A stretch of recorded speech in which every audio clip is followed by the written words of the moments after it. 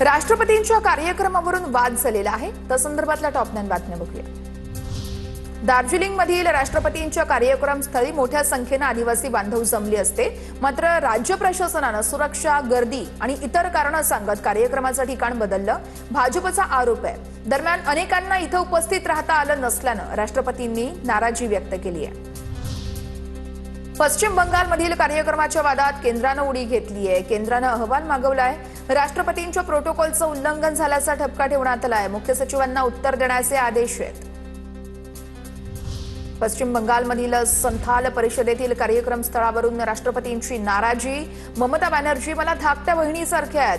बंगाल सरकारला आदिवासींचं भलं नकोय असं वाटतं. राष्ट्रपती द्रौपदी मुर्मूंची टीका. जी मेरे बहन भी है, छोटे बहन है, पता नहीं मुझे कोई गुस्सा किए होंगे इसीलिए वहाँ जाके प्रोग्राम करा. कोई बात नहीं, कोई गिला नहीं, कोई शिकवा नहीं, लेकिन वो भी आवाज रहे, आप लोग ठीक रहे. राष्ट्रपतींच्या माध्यमातून भाजपकडून पश्चिम बंगालची बदनामी सुरू आहे. ममता बॅनर्जींचा आरोप, राष्ट्रपतींना कार्यक्रमातील राज्य प्रतिनिधींच्या अनुपस्थितीबद्दल दिलेली माहिती चुकीची होती. राष्ट्रपती द्रौपदी मुर्मू यांच्या विधानावरती मुख्यमंत्री ममता बॅनर्जी यांची प्रतिक्रिया. Number one chair in this country was the President of India. Don't play politics. Don't play politics at the time of election. As per BJP advice. राष्ट्रपतींचा अपमान म्हणजे देशाच्या संविधानाचा आणि लोकशाहीचाच अपमान. आदिवासी समाज तृणमूल काँग्रेसला कधीच माफ करणार नाही. पंतप्रधान मोदींचा ममता बॅनर्जींवर निशाणा. आदिवासी के अपमान के लिए और देश के महामना राष्ट्रपति के अपमान के लिए कभी भी माफ नहीं करेगा. देश भी कभी माफ नहीं करेगा. ममता बॅनर्जी सरकारचं वर्तन लोकशाही आणि प्रत्येक भारतीयांचा अपमान करणार आहे. फडणवीसांचं वक्तव्य राष्ट्रपतींच्या संदर्भात ममता बॅनर्जी यांच्या सरकारची भूमिका निषेधार्ह आहे. मुख्यमंत्री फडणवीसांचा ममता बॅनर्जी यांच्यावर निशाणा. राष्ट्रपतींच्या कार्यक्रमाचा प्रोटोकॉल तोडणं हे घाणेरडं राजकारण आहे. संथाल कार्यक्रमावरून आशिष शेलार यांची ममता बॅनर्जींवर टीका. पश्चिम बंगालमध्ये शहरी नक्षलवाद सुरू असल्याची शेलारांची टीका. राष्ट्रपती महोदयांच्या असलेल्या अधिकृत कार्यक्रमामध्ये विघ्न घालायची, त्याचा प्रोटोकॉल तोडायचा, त्याचा विरोध करायचा, हिंदुस्थानच्या राजकारणामध्ये इतकं घाणेरडं राजकारण. आता बघूयात मोठ्या राजकीय बातम्या. राजकीय क्षेत्रात नेमकं काय घडतंय ते न्यूज टॉप 9 मध्ये बघूया.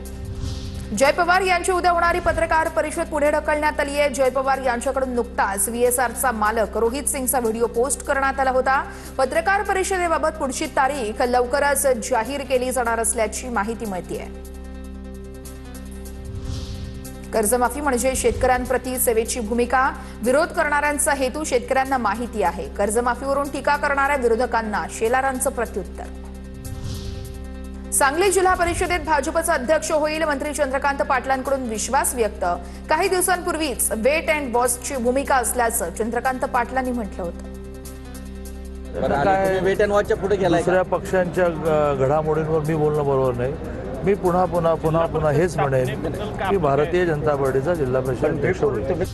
भाजपनं पराभवाची सवय लावून घ्यावी. महापालिकेत जे झालं ते जिल्हा परिषदेत होणार नाही. खासदार विशाल पाटील यांची भाजपवर टीका. 18 फेब्रुवारीला जिल्हा परिषद अध्यक्षपदाची निवडणूक होणार आहे. लोकांनी तुम्हाला नाकारलेलं आहे.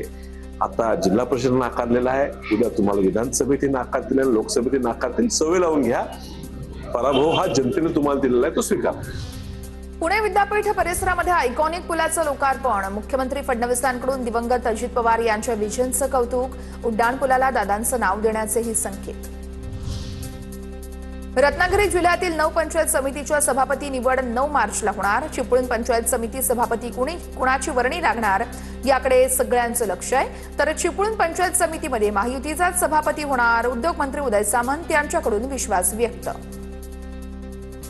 सभापती पदाची ज्यावेळी निवडणूक होईल त्यावेळी कोण सभापती करायचं, उपसभापती करायचं हे काय अजून निश्चित केलेलं नाही. पण 9 तारखेला नक्कीच महायुतीचाच सभापती चिपळूणचा होईल. पुणे पालिका स्वीकृत नगरसेवक पदासाठी सर्वच पक्षात रस्सीखेच. स्वीकृत नगरसेवक म्हणून भाजपला सर्वाधिक 7 जागा मिळणार. राष्ट्रवादीला 2, काँग्रेसला 1 स्वीकृत नगरसेवक पद मिळणार. स्वीकृत नगरसेवक पदासाठी इच्छुक यांची दिल्लीकडे धाव. ससून मासेमारी बंदराला जगातील सर्वोत्तम बनवणार. मत्स्य व्यवसाय मंत्री नितेश राणेंची प्रतिक्रिया. फिनलंड देशातील कंपन्यांसोबत मत्स्य व्यवसाय विकास महामंडळाचा सामंजस्य करार. नितेश राणेंची माहिती. अजित पवारांनंतर माझा प्रवास सोपा नव्हता, मात्र महिला शक्ती माझ्या मागे थांबली. हीच ताकद मला ऊर्जा देते. सुनेत्रा पवार यांचं महिला दिनाच्या कार्यक्रमात भाष्य. आता बघूया टॉप 9 राजकीय बातम्या. महिलांना संधी दिली तर नवं यश मिळू शकतं. पंतप्रधान मोदींचं जागतिक महिला दिनी वक्तव्य. देशात 3 कोटी महिलांना लखपती दिदी बनवण्याचा संकल्प पूर्ण झाल्याचंही मोदींचं वक्तव्य. वर्ध्यामध्ये पालकमंत्री पंकज भोयर यांच्या उपस्थितीमध्ये महिला दिनाच्या कार्यक्रमाचं आयोजन. जिल्ह्यातील प्रत्येक तालुक्यामध्ये महिला आणि बालकल्याण विभागासाठी स्वतंत्र कार्यालय सुरू करणार. पंकज भोयर यांचं आश्वासन. कार्यक्रमात महिला आणि बालविकासाच्या 50 पर्यवेक्षकांना लॅपटॉपचं वितरण. नितीश कुमार यांच्या पुत्राची बिहारच्या राजकारणात एंट्री. निशांत कुमार यांचा जनता दल युनायटेड पक्षामध्ये जाहीर प्रवेश. उद्या मनसेचा 20वा वर्धापन दिन. यंदाचा वर्धापन दिन रायगडच्या पायथ्याशी साजरा होणार. मराठीसाठी आक्रमकपणे लढणाऱ्या पक्षाचा हा वर्धापन दिन असल्याचं राज ठाकरे यांची पोस्ट आहे. पुण्यामध्ये मुंबई पुण्यात मेळावे घेऊन नोंदणी सुरू केली जाते. यंदा महाराजांना अभिवादन करून सप्ताह सुरू केला जात असल्याची बाळा नांदगावकर यांची प्रतिक्रिया. पक्षात काम करणाऱ्यांसाठी नोंदणी सुरू होत असल्याचीही माहिती. सोलापूरमध्ये मराठा क्रांती मोर्चाच्या वतीनं काळी रंगपंचमी साजरी. सोलापूर महापालिकेत मराठा समाजाला संधी दिली नसल्याचा आरोप आहे. भाजपच्या स्थानिक नेत्यांविरोधात आंदोलन करण्यात आलं. दादरच्या वसंत स्मृती कार्यालयात भाजपच्या नगरसेवकांचा 2 दिवसीय अभ्यास वर्ग. मुख्यमंत्र्यांपासून भाजपच्या आमदारांकडून नगरसेवकांना वेगवेगळ्या विषयांवरती थेट धडे देण्यात येत आहेत.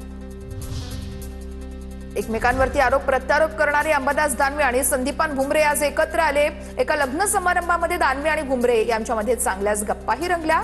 जमीन संपादनातील मोबदला मिळवण्यासाठी बनावट हिबानाबा केल्याचा आरोप दानवे यांनी खासदार भुमरे यांच्या चालकावरती केलाय.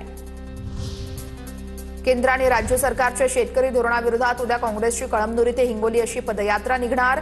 हर्षवर्धन सपकाळे यांच्या नेतृत्वामध्ये ही पदयात्रा निघणार आहे.